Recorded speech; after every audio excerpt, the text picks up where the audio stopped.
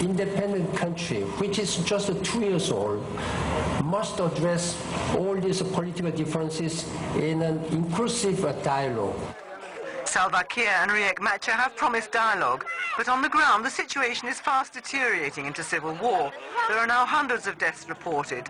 Fleeing the fighting, more than 40,000 civilians have taken refuge in the UN compounds. There's no water for our people. People, they are suffering here. There's no food. Thousands of people are being slaughtered, and all the properties are being burned. And there is also raping. This is what is happening. A dramatic situation here which the government seems to want to minimize, and so does Riek Machar, who claims to have taken control with the aid of militias of Unity, a key oil-producing state. The strategy of the government is to show off its military victories like the one at Bor on Saturday. In fact, they are being cleared out from the city, which they claim, which they occupy. Now the government is sending troops in order to move them out and assert the sovereignty of the country. According to the government, the situation should be stabilized in a few days, but the international community do not share such optimism. On Sunday, 2 envoys from the United States and Nigeria were expected in Juba to help shore up diplomatic efforts to avoid the spread of civil war throughout the country. After 3 years, the protracted war in Syria is not showing any signs of ending, and the impact is being felt across all spheres of life. An estimated 100,000 Syrians leave the war-torn country every month. The United Nations says Syria needs at least $4 billion to take care of the increasing number of displaced persons. 4.5 million displaced persons in Syria since the beginning of the crisis, and 2.5 million who have taken refuge in neighboring countries. Bereft of food and shelter, their situation is becoming more desperate. UN High Commission for Refugees has called for an emergency fund of $4.2 billion to help those who have fled their homes and those who are expected to flee their homes similarly next year. It's a massive number. It's the largest UN aid appeal for refugees ever, and it's necessitated by the fact that the conflict shows no sign of ending. We have some 127,000 refugees fleeing Syria every single month. As well as the $1.8 billion required for Lebanon, where Syrian refugees now make up 1/5 of the population, the UN agency is now sounding alarm bells for Jordan. Jordan has already taken in more than 600,000 refugees in often dramatic conditions, as here in the camp at Zaatari. And the HCR expects a new influx this winter. For Jordan, the total amount is $1.2 billion for 2014. And that's for a population of an estimated 800,000 Syrians that we expect to come into Jordan. And of that 800,000, over half of them will be children.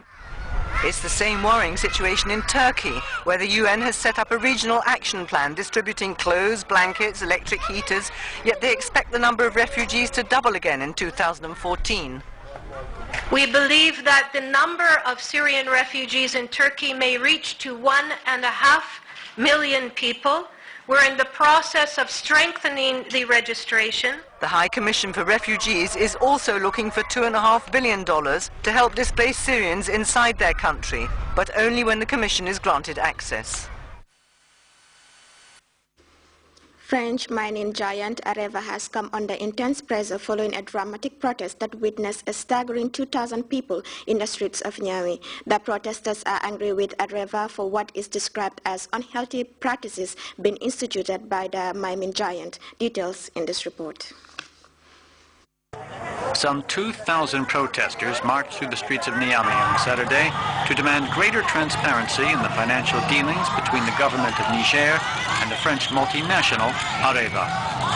We called this march to demand that the government force Areva to comply with the law. To the letter, Areva cannot be an exception in Niger. Although politicians were invited, only one opposition deputy, a member of a parliamentary group lobbying for greater transparency in Niger's mining sector, came out to support the protesters. I have been questioned extensively on this topic, and I am very concerned. Let it be said that our Constitution, in Article 5, paragraphs 49 to 53, places a priority on the administration of natural resources, which are regarded as a sacred right. Protesters delivered a memorandum to the Areva offices in Niamey, but they were stopped by police before they reached the building. Some see this as evidence of complicity.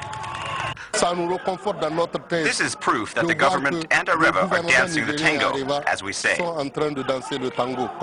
are deceiving the people. The demonstration in Niamey has sparked off other protests in the country, including the Areva uranium mine in Arlet.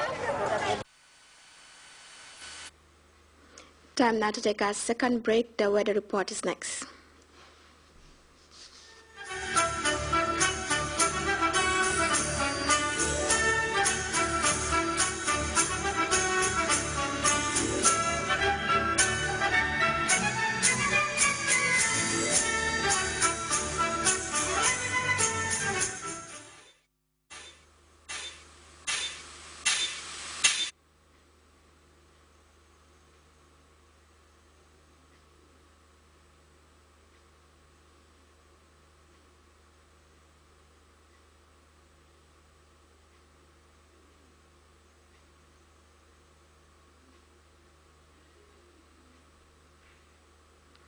Welcome back. Let's now shift our attention to the weather report courtesy of the Central Forecast Office.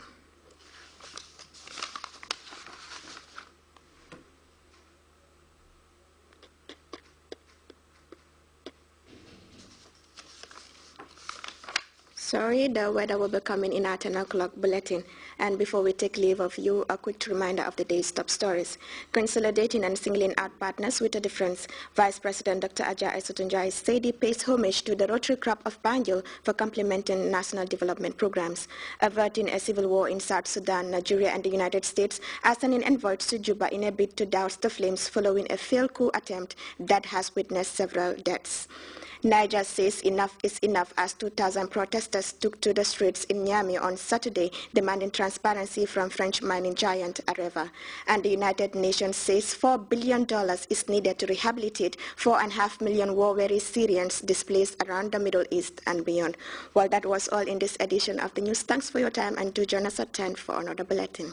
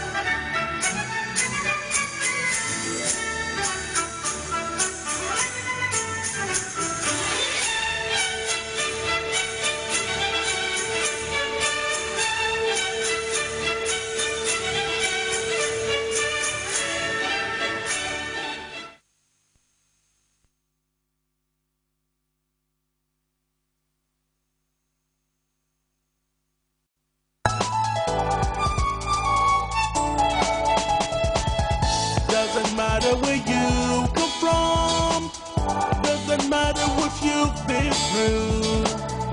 You can make it if you believe. You've got the potentials living in you. You've got the power to succeed. You've got the power to achieve. You've got the power if you believe. Success power.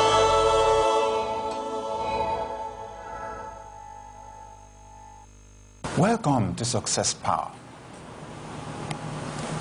My dad told me a story of something that happened, in fact, before I was born. You see,